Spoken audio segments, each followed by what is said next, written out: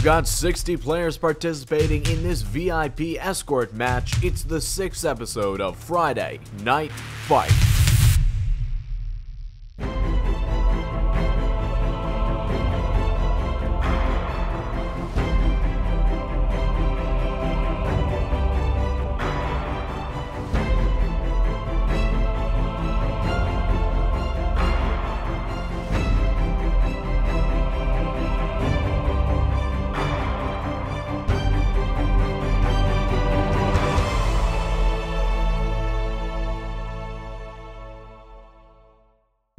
Ladies and gentlemen, I'm MicOne, you're awesome, and I'm here with Jenkins from the 3rd Infantry Division.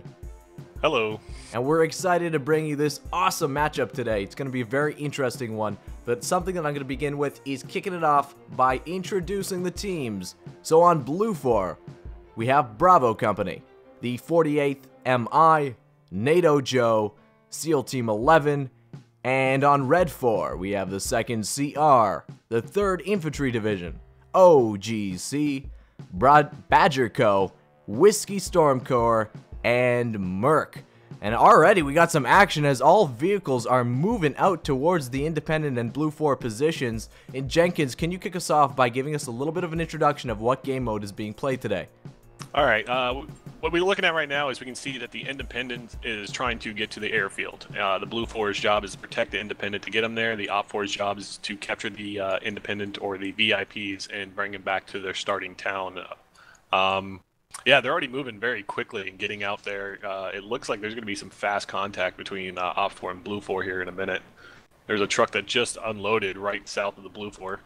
That intersection is right in the direct line of advance of those BLUFOR forces. They're getting set up in that 2-story buildings as well as on first ground floors of those 1-stories on the other side of the street. This is going to be a difficult position to force the OPFOR out of once they get entrenched. It also looks like OPFOR lost 2 vehicles already there. One armed truck and one unarmed truck farther down in the south in that little dry riverbed. Now they're moving up on foot to the north.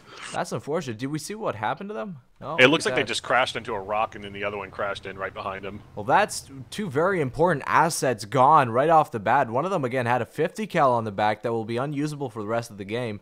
They're going to be moving out on foot, but they're still in a pretty good position. You know, they've got 2 OPFOR units on both sides of the advancing BLUFOR. Yeah, I was surprised. I thought they would be more around the airfield to keep them from getting there, but they pushed out hard to try to get them out in the open.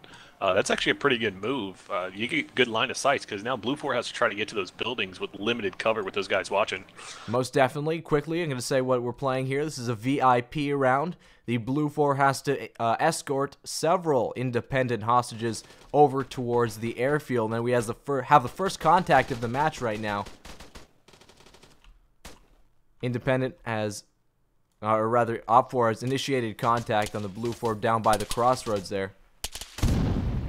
Yeah, roger. That OPFOR unit down to the south is actually pushing up pretty quick on those guys. I mean, it would have been better if they had that 50 cal. They could take out a bunch of them, but I don't think they have any idea they're coming up from that way. I don't think so. Now they're starting to take some fire. There's some return fire going on as the BLUFOR gets situated on those two little compounds. Now, I've actually been in these compounds in-game before. We've made this approach, and it's terrifying to have those OPFOR in the exact positions that they are in now. I encountered in-game, and it's very difficult to advance. OPFOR on the 2nd stories can actually shoot down into the compound if they get the right angle. Yeah, roger. And also, what's kind of funny too by OPFOR, by the northern side of the airfield where those cranes are, they left the other 50 cal truck unattended, just sitting there, and it's perfectly fine. It's just not moving. Right. I mean, that's another asset that isn't being utilized. Perhaps, again, it could be used later. But at the beginning of the game here, we see that basically the BLUFOR has become engaged just a few hundred meters out of their spawn, and their advance has been slowed as well. Do you have any visual on any casualties so far, Jenkins? I'm looking. I'm not seeing much. It looks like it's just sporadic gunfire to try to keep them holed up, but that other OPFOR unit is still coming from the south, and they have no idea that they're over there. That's an awesome flank, too. I definitely agree. I don't think they've been spotted yet. And by that 2-story building, they're going to have some cover and a good positions to start engage. There's no 2nd floor window that really has a good eyes on that BLUFOR position, but at least there's a lot of cover. Yeah, it actually looks like they're getting set up now to see if they can get eyes on them. Yeah, that's a good spot to actually hit them from because they have no idea they're over there. But BLUFOR is smart enough to keep some of their guys back by the base still with their hostages instead of trying to commit too much forward. Most definitely, we see the independent forces staying with their BLUFOR protectors. Again, those independent forces are going to be acting as civilian units, VIPs that have to reach the airfield with their BLUFOR defenders. If we look back at the airfield, Red 4 have decided to pull a few units back, keep some units in reserve back over by the airfield just in case anybody slips past. So again, Red 4 does have a kind of reinforcing element. Oh, BLUFOR is just getting ambushed from the side. That flanking force just took out some BLUFOR personnel, and they're taking out a lot of people in that building trying to move now. Wow, yeah, lots of shots coming down from that OPFOR unit. They've just pushed the BLUFOR back into that compound as well. There's still some BLUFOR units out in the open just waiting. They basically got caught out in the open here while that fire was initiated. So now it's just a matter of time before OPFOR are able to, get a good engagement once more and pen in the rest of the BLUFOR units. But as we see right now, BLUFOR making a move back behind the initial compounds. There's a fire team or possibly a squad worth of guys making an advance. I think this is exactly what they need to do. Break out of that deadlock where they're taking fire on both sides of the road. Yeah, you have one BLUFOR unit by their starting point shooting at a random truck just driving by down the south just to pull their attention away. What an interesting strategy. Yeah, he's taking a lot of fire too. Yeah, which is just funny. I mean, it's just turning all your attention toward one truck. That, I mean, I understand that, you never know who's inside of it, but... Also, obviously, some deception methods coming in from OPFOR here. Yeah, now that we look at it, him not having those trucks might have been a good thing, because they could have probably hurt him coming up with those trucks, and being able to sneak up on them like that, they lost a good, probably a team-size element trying to push across that open field. Most definitely true. Yeah, we see some casualties out in that open ground there. Right now, looks like a civilian, a independent VIP was killed as well in that initial engagement. That was where the BLUFOR team was caught out in the open. Gonna check back on that flanking BLUFOR team. They've moved into a compound. Not much cover in that compound. Only one-story buildings, actually, with a little let out onto the two-story. I don't think they'll be able to have eyes on the attacking OPFOR from this compound. But if they continue their movement patterns, there could be a flank coming off for BLUFOR. Yeah, OPFOR has no idea they're up there, and they don't have anyone in that open area. I mean, the only downside to splitting your forces that far apart and keeping them close together is they don't have anyone watching any flanking elements. Exactly. And again, right now, I think BLUFOR's main responsibility here is breaking out of this pincer movement from OPFOR. They're taking fire from both sides, and really, I see this flanking BLUFOR element as the method to do that. Get them coming around the OPFOR flank, relieve the pressure from the units on that T-junction, and start moving up the rest of your units to support. I think a huge mistake was just made by OPFOR by bringing that truck too close to those guys. They kept shooting it, it blew up, and it looks like there's 3 dead OPFOR behind those buildings. So I think that truck just killed 3 OPFOR units. Ouch, yeah, that's definitely right. Look at that. Wow. I mean, again, trucks in this game are just so fragile, as we learned just before this game started. And again, that has a blast radius of 1 or 2 or even 3 meters. As we can see, those OPFOR units have been decimated by that truck that's on fire. So again, I totally agree with you, Jenkins. Major mistake. And surprisingly, the unit that I was recounting before, who was still in the open, of the team that got slaughtered out in the open, is still alive. So that BLUFOR is a trooper, sole survivor indeed, of his fire team. Yeah, he just got a good mound to hide behind, and he's able to put some shots in there. But I mean, he's just in a bad spot. He can't just get up and run, because if he does, he'll probably get taken out. Definitely. We see some smoke being thrown. Possibly. It looks like BLUFOR is also slowly taking it compound by compound, moving up to that Red 4 position. That's exactly what they need to do. That's what we said earlier. I mean, they have to relieve some pressure from the units in the T-junction. Looks like units in the T-junction as well are starting to move down that artery, down that main MSR towards the OPFOR units. So getting to be some more CQB fighting here as they continue moving closer to one another. Oh, it looks like OPFOR saw that BLUFOR coming in from the north. They're engaging him now. Good eyes on their part. Yeah, they're shooting down from the street level. Pretty good shots too, down that straight down. Yeah, there that goes road. one BLUFOR. Yeah, awesome GL. Well, that hurt them bad. Unable to return fire. Yeah, they got an interesting position here. Yeah, they could have. I think too many guys try to cross that road, and they just got spotted. And they had the opportunity to use all those buildings and try to come up right, probably that closest compound, and put grenades and everything into it. But since they got spotted, that just ruined their flank right there. Definitely. Now that they know that they're there, obviously the flank is much less effective. But I think it's important to note that those units inside that crossroads there, the OPFOR units don't amount to much. I mean, there's, I think, 5 guys in that crossroads compared to, what, maybe 10 guys that are going to be attacking them from 2 sides. So the OPFOR definitely have their hands full at that crossroads. Yeah, I'm looking up on one of the buildings. There is a dead OPFOR unit on top of the roof, so he definitely got taken out. I'm pretty sure BLUFOR has no idea how much damage that truck did when it got taken out. No, and again, they definitely know, though, that there's contacts over there. Again, we probably don't know how much are left. I just checked over there. There's still a pretty significant, force over there. Probably a fire team's worth of OPFOR on that flank. Right now in the matchup, Jenkins, who would you give the advantage to? I would still try to give it to OPFOR because they have a lot of cover in the buildings, and they know where their flanking element was. So BLUFOR, if they didn't get that flanking element spotted, I would give it to BLUFOR. But right now, they still have to weed those OPFOR guys out.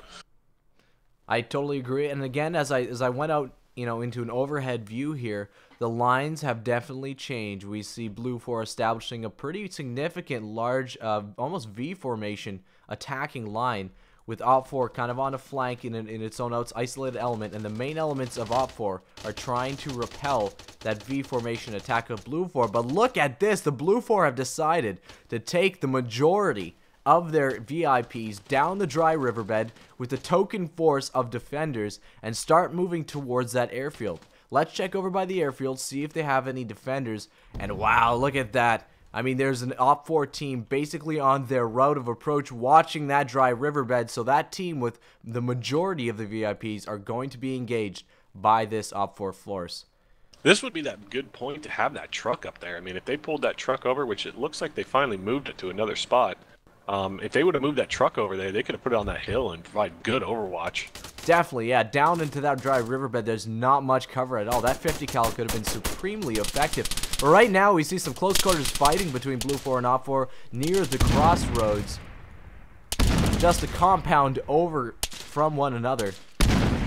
Lots of GLs, lots of grenades going out, smoke as well.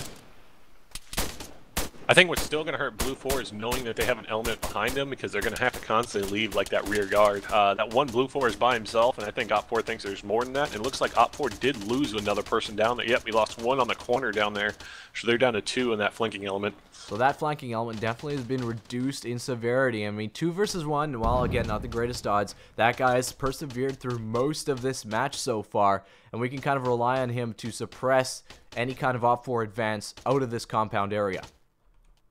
Yeah, the only good thing that BLUFOR has is, since they can't know how many numbers went down or anything, they're still going to make them be hesitant about pushing forward. But if they did take him out, they could push forward and take at least 3 of the VIPs before BLUFOR even knows it, because they still left 3 VIPs back there. And back there undefended as well. They're having a little powwow sitting around, I forgot what that's exactly called, the hookah, I believe. Just telling some stories, having a good time.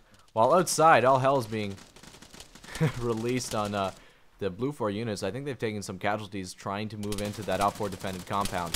There we go. There's another one down. I think he shot through the wall as well. Very unfortunate for this BLUFOR attacker.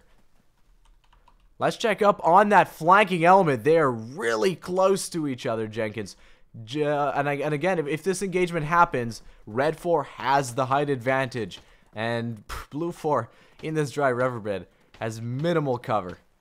Yeah, they're not even paying attention over there. They're just pushing right by him. They're not even trying to look. I mean, I'm surprised that no one's trying to look even in that riverbed to make sure no one's coming.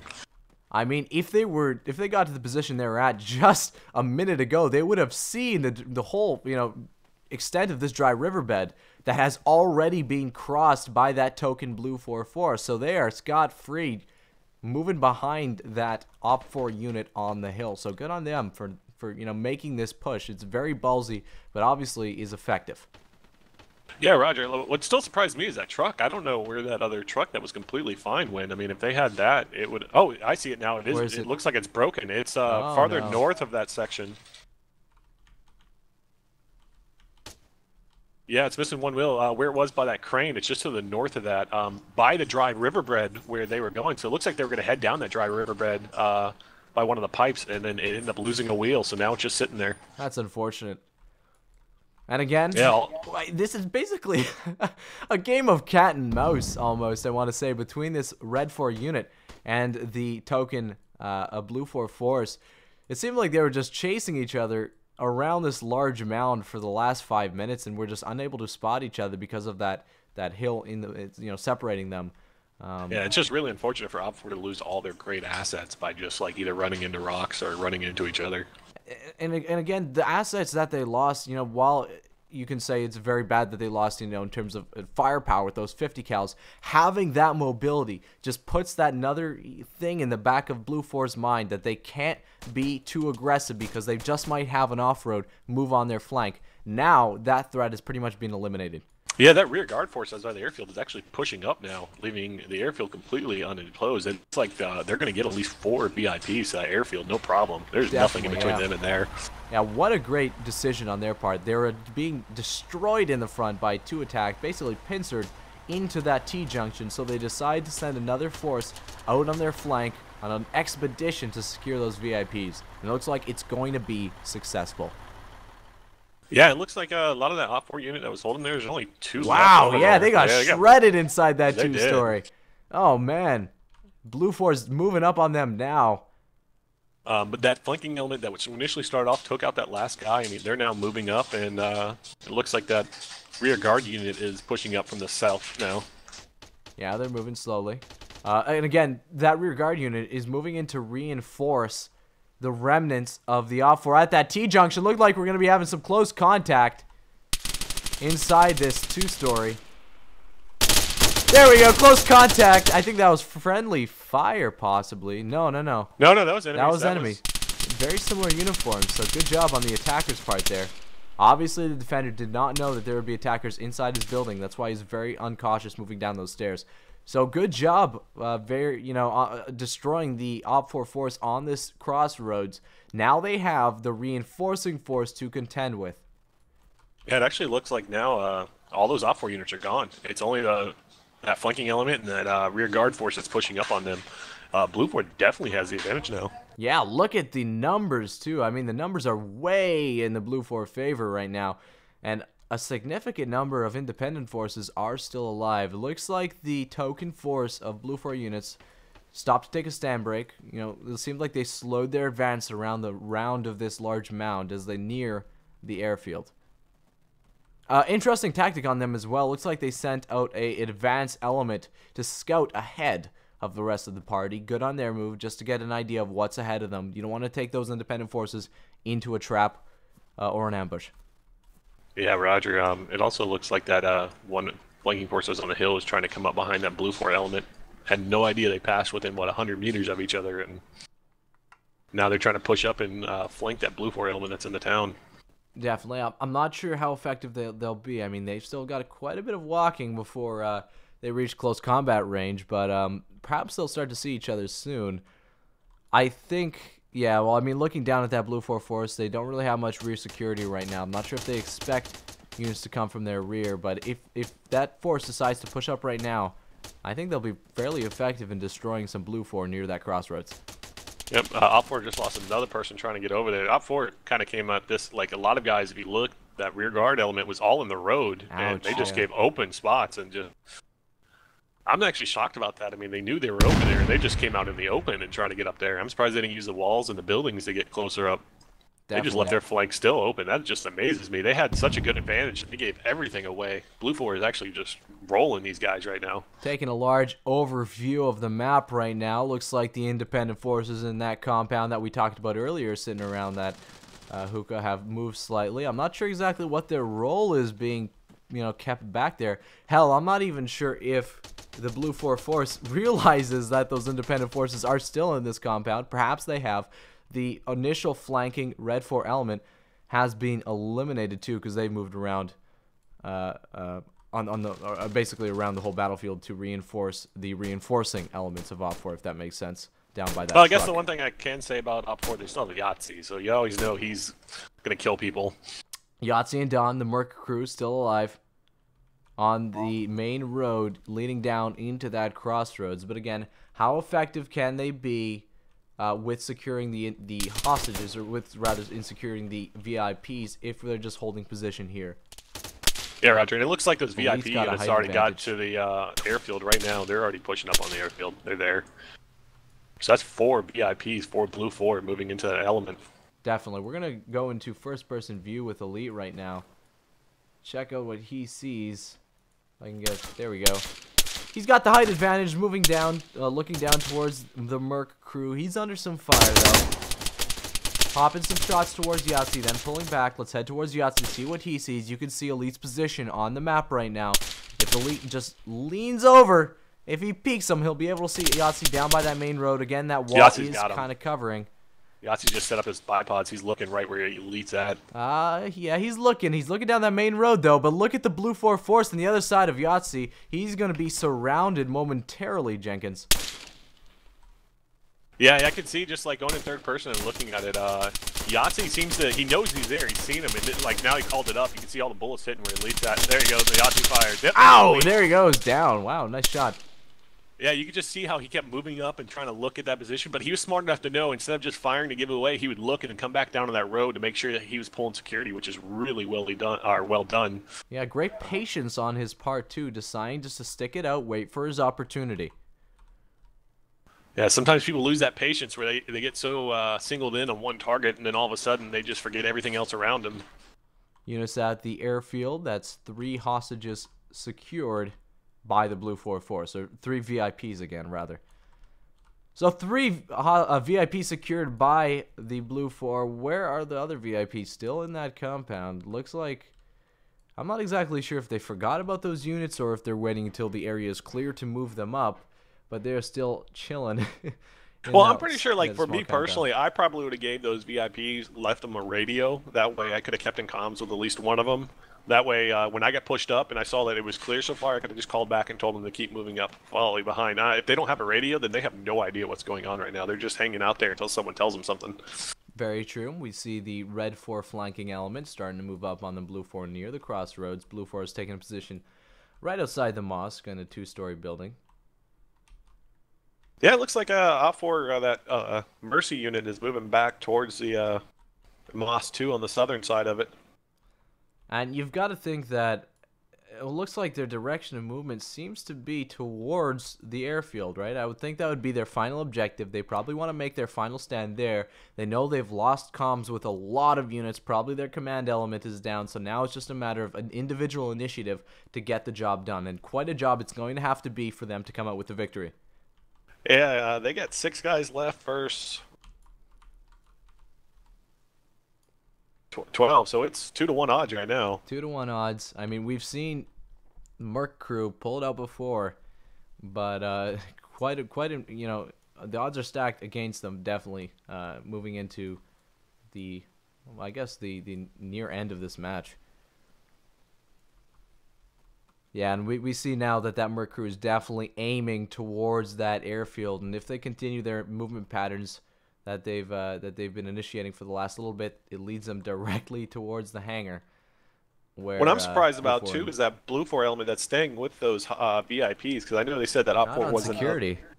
They're not, like, I know they're pulling security, but they weren't supposed to. OPFOR can't enter that area, so I would, like, as soon I would have took those guys and started trying to flank around to make sure the area is clear around them.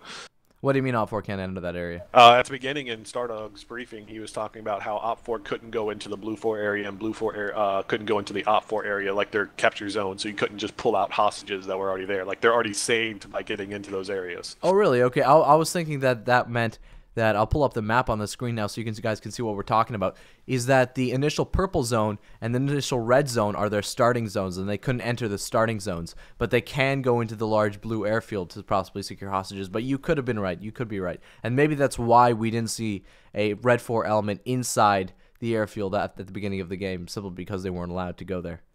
Yeah, I think the way that they're playing it out is to, once they reach the airfield, they're sort of already getting on the helicopter and gone, so they're already saved from the area. So once they make it to that, their, so to say, safe zone, then that's the end of it. I think you're right. Yeah. Again, doesn't reduce the fact that the OPFOR are aiming towards it. And the BLUFOR element just went back towards Stardog, went back towards those 3 remaining in VIPs now, and he's talking to them. So it looks like they're going to start moving those guys up now. Nice. Yeah, definitely Token Force Stardog and another Bravo Company member, Wiki, securing those VIPs, setting them up with weapons and gear, looks like. No, maybe not weapons, but they do have gear, flak vests on, provide a little bit more damage resistance while they move, as well as enable them to throw grenades and hold first aid kits, which you see them doing, healing Stardog up right there. This is actually kind of funny too, is that BLUFOR element is just north of the Moss. They got that OPFOR element with one guy within like 50 meters of them, and they have no idea they're near each other. OPFOR might catch them right now if they look out and see him moving across that road. They have the flank advantage on. There they go. Shots fired down on that BLUFOR force. Guy in the open taking fire. He's not sure where it's coming from. Lots of movement now. I mean, we have the two guys firing into that 2-story. Uh-oh, there goes another Red 4 and OPFOR right there. They're right across from each other and have no idea. Here we go, Reasoner. Not Reasoner. Jenkins. Wrong, wrong matchup.